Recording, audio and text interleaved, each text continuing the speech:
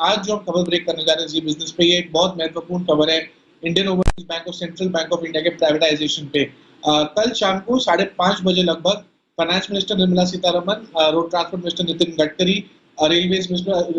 Minister Ashwini Vaishnaw और coal minister भी मिले थे।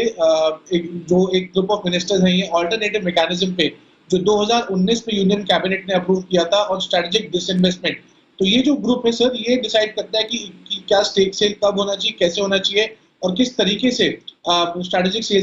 स्टेक सेल आगे बढ़ना चाहिए। अब हमारे जो टॉप गवर्नमेंट सोर्सेज हैं हमको इस टाइम पे वो बता रहे हैं कि जो इसकी टाइमलाइन है, किस तरीके से प्राइवेटाइजेशन किया जाएगा इन दोनों बैंक्स का, किस तरीके से बायर्स के लिए बोली लगाने का प्रबंध किया जाएगा, क्या क्या मॉडलिटीज फिक्स करी जाएंगी, किन किन को ट्रांजैक्शन एडवाइजर्स के तौर पे बुलाया जाएगा। उसके चलते काफी ज्यादा टाइमलाइन डिस्कशन हुआ इंडियन ओवरसीज बैंक और सेंट्रल बैंक ऑफ इंडिया के। मेरे सोर्सेज ये भी बता रहे हैं कि शिपिंग कॉर्पोरेशन ऑफ इंडिया के डिसइन्वेस्टमेंट पे भी काफी चर्चा हुई, क्योंकि शिपिंग कॉर्पोरेशन ऑफ इंडिया एक ऐसा कंपनी है डिसइन्वेस्टमेंट में जो काफी टाइम से एक्साइटमेंट बिल्डअप कर रहा था डिसइन्वेस्टमेंट टारगेट्स मीट अप करने के लिए, लेकिन काफी टाइम से वो भी थोड़ा स्लो हो गया, तो उसकी भी चर्चा काफी जोरों शोरों से हुई। और थर्डली मेरे सोर्सेज मुझे ये बता रहे हैं कि क्योंकि एडमिनिस्ट्रेटिव मिनिस्ट्रीज जो है उसमें रेलवेज और कोल भी जो शामिल थी, तो कोल और रेलवे सेक्टर्स के पीएसयूज भी इसमें डिस्कशन में आए और उसकी भी डिसइन्वेस्टमेंट अगर कुछ पॉसिबिलिटी फ्यूचर में हो सकती है या फिर नहीं हो सकती, उस पर भी एक रफ चर्चा करी गई। लेकिन डेफिनेटली आने वाले समय में हम देख सकते हैं कि Indian Overseas bank, central Bank of India के प्राइवेटाइजेशन पे सरकार ऐलान कुछ कर सकती है या फिर उसके लिए तो बड़ा कदम और उठा सकती है।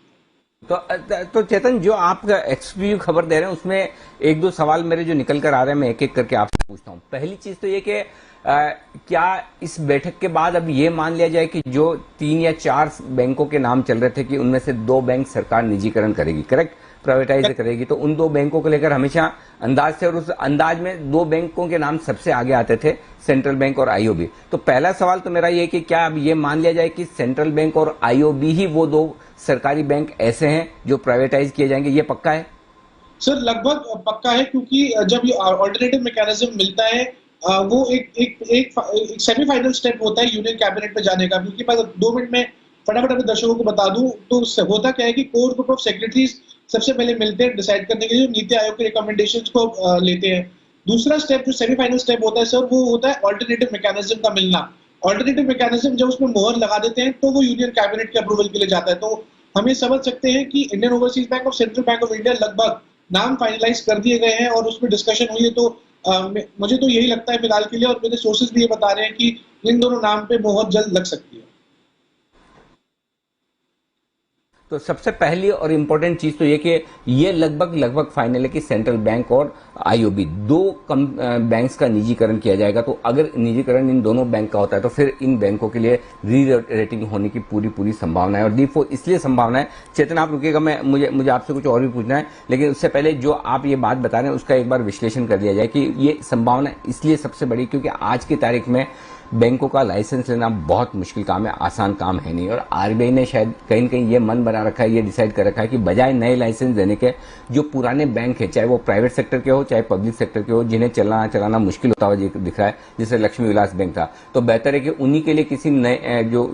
किसी को लाइसेंस चाहिए वही बैंक उन्हें दे दिए जाए। तो ऐसे में जिनको लाइसेंस लेने हैं उनके पास ज्यादा बेहतर, ज्यादा फास्ट, तुरंत ऑप्शन ये है कि जो बैंक अगर प्राइवेटाइज हो रहे हैं, जिन्हें बेचा जा रहा है, उनके लाइसेंस है। तो इन दोनों बैंक्स की इसके दम पर पूरी री रेटिंग होने की संभावना है। पहली चीज तो ये होगी। अब दूसरी बात, ये जो कल मीटिंग हुई, इस मीटिंग में क्या खास बात हुई है? चूंकि आप कह रहे हैं कि काफी बड़े मिनिस्टर थे, वित्त मंत्री खुद थी, नितिन गडकरी साहब थे, रेलवे मिनिस्टर थे, कोयला मिनिस्टर थे, तो इसको लेकर क्या खास चर्चा हुई है कि क्या आगे स्ट्रेटेजी है इस दोनों बैंक को लेकर? सर 2019 में यूनियन कैबिनेट, जो cabinet committee on economic affairs है, उन्होंने डिसइन्वेस्टमेंट को फास्ट ट्रैक करने के लिए ये कमेटी बनाई थी जिसको ऑल्टरनेटिव मैकेनिज्म का नाम दिया गया था। अब क्योंकि इसके हर 4 से 5 महीने में मिलने की बहुत जरूरत होती है, क्योंकि स्ट्रेटेजिक स्टेक सेल एक ऐसी चीज है, डिसइन्वेस्टमेंट एक ऐसी चीज है जिसमें गवर्नमेंट अपना फोकस पूरा लगाने में लगी हुई है, क्योंकि उससे काफी पैसा भारत सरकार के खाते में आएगा। लेकिन जो सोर्सेज मुझे बता रहे हैं कि जो कल की मीटिंग तो लगभग 1.5 घंटा मीटिंग चली, क्योंकि वो मीटिंग 6:30 बजे तक खत्म हो जानी थी, लेकिन वो 7, सवा 7 तक ही सब मंत्री का जो समूह वो बाहर निकल पाया। तो डेफिनेटली हम इस बात से गौर कर सकते हैं कि काफी एक्सटेंसिव डिस्कशन रही होंगी, किन किन मुद्दों पे क्या क्या किस तरीके से फास्ट ट्रैक करना चाहिए, डिसइन्वेस्टमेंट टारगेट्स को और डिसइन्वेस्टमेंट की स्ट्रेटेजिक स्टेक सेल को भी इनफैक्ट। तो डेफिनेटली सर मेरे सोर्सेज मुझे बताते हैं कि काफी इन डेप्थ डिस्कशंस हुई थी डिसइन्वेस्टमेंट के मैटर्स को पर्टिकुलरली लेकर और डिसइन्वेस्टमेंट को तेज तरीके से लेके जाने के तरीके के ऊपर भी।